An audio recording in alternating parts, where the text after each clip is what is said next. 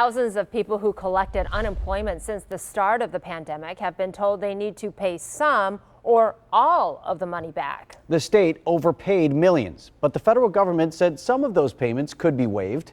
The I-Team dug into how many people were told they did not have to repay that money. Here's our Kristen Byrne.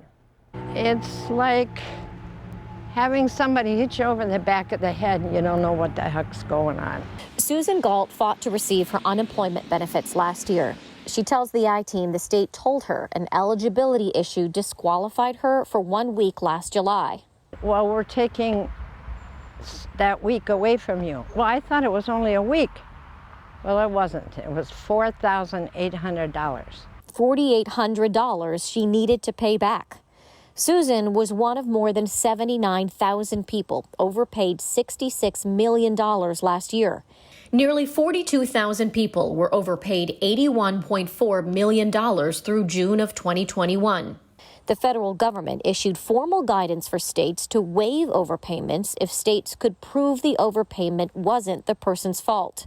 It applied to programs created through the CARES Act, not regular unemployment insurance.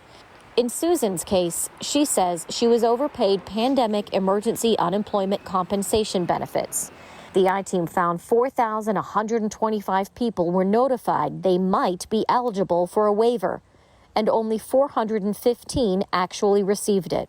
The whole waiver process, they've made this incredibly complex, it's not obvious to any claimants. It's obvious to me as a lawyer because I can read the language. Victor Forberger is a labor attorney that represents people fighting to get unemployment benefits in Wisconsin.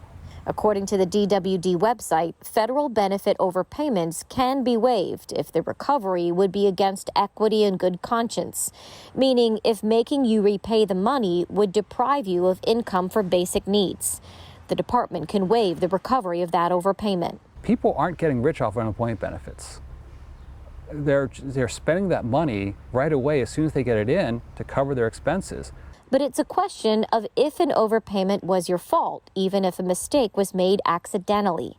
A Department of Workforce Development spokesperson said in an email, quote, "A claimant may be at fault for an overpayment if they provide information that they knew or reasonably should have known to be inaccurate or incomplete on an initial or weekly claim."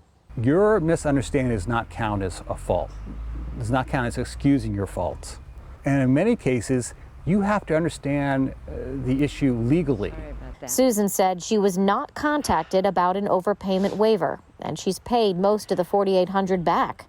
The DWD is taking it out of her current unemployment benefits. They've been taking part of what I owe on the $4,800 off of this $366, half of it. So what do I do? In June, Democrats introduced a bill that would block the department from collecting regular state unemployment overpayments in equity and good conscience, but it hasn't moved since.